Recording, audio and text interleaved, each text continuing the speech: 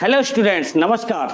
Welcome to Biostitch. My name is Subhash and आज के topic में हम डिस्कस करने वाले हैं मेंडल के थर्ड लॉ के बारे में। तो क्या है मेंडल का थर्ड लॉ? ये है लॉ ऑफ इंडिपेंडेंट असॉर्टमेंट। इसको हिंदी में कहते हैं स्वतंत्र अपव्यूहन का नियम। तो क्या होता है ये इंडिपेंडेंट असॉर्टमेंट? इसको समझ लेते हैं हम सबसे पहले। तो इंडिपेंडेंट असॉर्टमेंट मीन्स होता है जैसे कि मेरे साथ 1000 लोग हैं, ठीक है, मगर मैं अपना काम सेल्फ करता हूं, इंडिपेंडेंट रूप से करता हूं, मैं किसी पे डिपेंडेंट नहीं हूं, ठीक है, किसी के भरोसे नहीं हूं, मैं जब चाहे तब अपने आप को असॉर्ट कर सकता हूं, ठीक है। तो इसी को कहते हैं इंडिपेंडेंट असॉर्टमेंट, मतलब अपने आप को जब चाहे जैसी परिस्थिति हो अलग प्रूव करना, अलग साबित करना, ये कहलाता है इंडिपेंडेंट असॉर्टमेंट, ठीक है। अब आइए देख लेते हैं कि ये लॉ क्या कहता है, ठीक है। तो डेफिनेशन देख लेते हैं। When two pure parents differing in two pairs of contrasting characters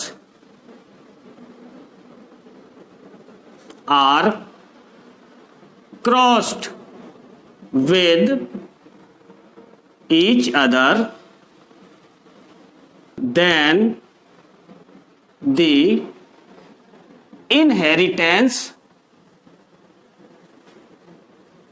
of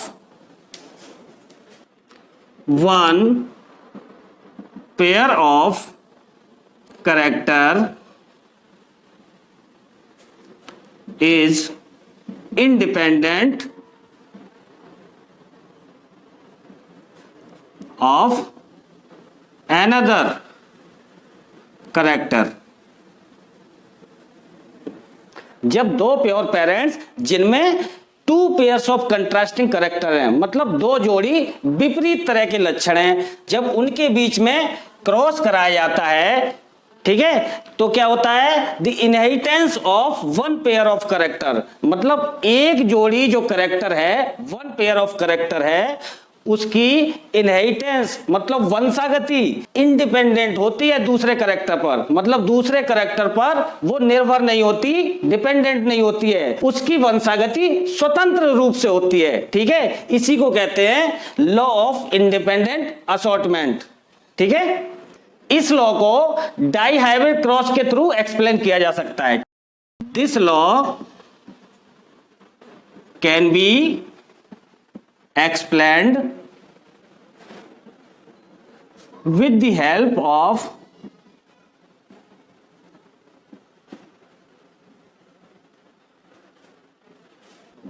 dihybrid cross,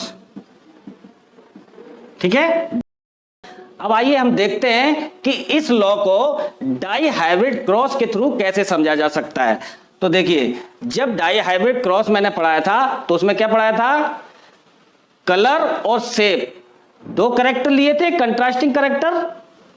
तो कलर के लिए क्या था, वाई वाई लिया था येलो कलर के लिए, और शेप के लिए लिया था R R means round shape, ठीक है। तो ये एक प्योर पेरेंट है। दूसरा प्योर पेरेंट क्या था, ग्रीन स्मॉल वाई लिया था, और शेप के लिए रिंकल्ड स्मॉल आर लिया था, ठीक है। तो ये दो प्योर पेरेंट ले लिए थे जिनके two pair of contrasting character हैं, बिल्कुल विपरीत लक्षण हैं, ठीक है।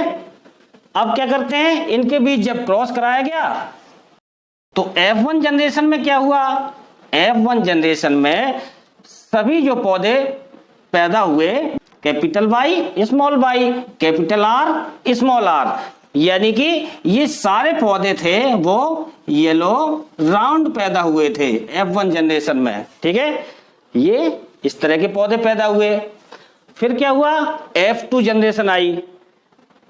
F1 जनरेशन में जो पौधे मिले उनके बीच क्रॉस कराया गया, ठीक है। तो क्या हुआ, F2 जनरेशन आई। तो F2 जनरेशन में किस तरह के पौधे मिले थे? F2 जनरेशन को हम इधर देख लेते हैं, ठीक है। तो F2 जनरेशन में मिले थे येलो राउंड, ठीक है, यहां लिख लेते हैं F2। तो येलो राउंड ये कितने मिले थे? 9 पौधे मिले थे। और फिर येलो रिंकल्ड मिले थे, कितने मिले थे? 3। और फिर मिले थे ग्रीन राउंड, ये कितने थे? 3 थे। और फिर था ग्रीन रिंकल्ड, ये एक ही मिला था, ठीक है। तो F2 जनरेशन में हमें किस तरह के पौधे प्राप्त हुए? येलो राउंड 9, येलो रिंकल्ड 3 और green round 3 and green wrinkled 1, ठीक है। यही रेशियो मिला था ना, 9:3:3:1, ठीक है। तो यहां देखो ये लॉ ऑफ इंडिपेंडेंट असॉर्टमेंट क्या कहना चाह रहा है? When two pure parent differing in 2 pairs of contrasting character. यहां देख लो, एक पेयर कैरेक्टर का ये है, एक ये रहा, ये एक रहा, एक ये रहा, ठीक है। तो यहां देख लो कैरेक्टर सब कंट्रास्टिंग है, यहां पर येलो येलो है, यहां पर ग्रीन ग्रीन है, यहां पर राउंड राउंड है, यहां पर रिंकल्ड रिंकल्ड है। 2 पेयर कंट्रास्टिंग कैरेक्टर के जब इनके बीच क्रॉस कराया गया तो क्या हुआ? F2 जनरेशन में ये पौधे मिले, ठीक है। तो यहां देखो आप, येलो राउंड, येलो किसके साथ चला था? राउंड के साथ चला था शुरुआत से, ठीक है। और ग्रीन किसके साथ चला था? रिंकल्ड के साथ चला था। मगर ये देखो, येलो को जब मौका मिला, येलो को जब मौका मिला तो वो रिंकल्ड के साथ भी एक्सप्रेस हो गया, ठीक है। और यहां देख लो, ग्रीन किसके साथ चला था? रिंकल्ड के साथ चला था, ग्रीन रिंकल्ड के साथ चला था। मगर ग्रीन को जब मौका मिला तो वो राउंड के साथ भी एक्सप्रेस हो गया, ठीक है। चले तो थे अलग के साथ मगर उनसे जुड़े नहीं रहे, उन पे डिपेंड नहीं रहे, ठीक है, इंडिपेंडेंट हो गए वो। तो अब इसका अपोजिट देख लो, राउंड किसके साथ चला था? ये जो राउंड है वो येलो के साथ चला था स्टार्ट से, मगर राउंड को जब मौका मिला तो किसके साथ एक्सप्रेस हो गया? ग्रीन के साथ भी एक्सप्रेस हो गया, ठीक है। राउंड ग्रीन के साथ भी चला गया। और देखिए रिंकल्ड, ये जो रिंकल्ड है, रिंकल्ड किसके साथ चला था? ग्रीन के साथ चला था शुरू से, है, रिंकल्ड ग्रीन के साथ चला था। मगर रिंकल्ड को यहां देखो जब मौका मिला तो वो येलो के साथ भी चला गया, ठीक है। तो कोई भी कैरेक्टर का पेयर दूसरे पे डिपेंड नहीं है, इंडिपेंडेंट है। वो जब चाहे तब अपने आप को एक्सप्रेस कर सकता है, असॉर्ट कर सकता है, ठीक है। इसीलिए इस लॉ को कहते हैं लॉ ऑफ इंडिपेंडेंट असॉर्टमेंट, ठीक है। समझ में आया आपको? कोई भी कैरेक्टर का पेयर दूसरे पे डिपेंड नहीं होता है, ये कहलाता है लॉ ऑफ इंडिपेंडेंट असॉर्टमेंट। स्वतंत्र रूप से जो लक्षण है, जो कैरेक्टर है, वो आगे की पीढ़ियों में प्रकट हो जाते हैं। अब देखिए ये जो लॉ है, लॉ ऑफ इंडिपेंडेंट असॉर्टमेंट, ये लॉ यूनिवर्सली नॉट एक्सेप्टेड, ठीक है, ये यूनिवर्सली एक्सेप्टेड नहीं है, इसको एक्सेप्ट नहीं किया गया। क्यों नहीं एक्सेप्ट किया गया? देख लीजिए, इसलिए एक्सेप्ट नहीं किया गया कि अब कॉमन लाइफ में देखो, जैसे कि मान लो ए और बी, ये क्या है? हस्बैंड वाइफ है, ठीक है। और इसी तरह से सी और डी, ये भी हस्बैंड वाइफ है, ठीक है। अब ये पेयर हैं आपस में। अब इन्होंने क्या सोचा? मूवी देखने चलते हैं, ठीक है। दोनों पेयर ने सोचा मूवी देखने चलते हैं। और जब सिनेमा हॉल पर पहुंचे तो क्या हुआ? बी को मूवी पसंद नहीं आई, ठीक है, बी को मूवी पसंद नहीं आई। इधर क्या हुआ? सी को भी मूवी पसंद नहीं आई, ठीक है। तो क्या होना चाहिए मेंडल के हिसाब से? मेंडल के इस लॉ ऑफ इंडिपेंडेंट असॉर्टमेंट के हिसाब से बी को मूवी पसंद नहीं आई और सी को मूवी पसंद नहीं आई, तो क्या होना चाहिए, इनको दूसरी मूवी पसंद आ रही है, बी और सी को, और ए और डी को इनको मूवी पसंद आ रही है।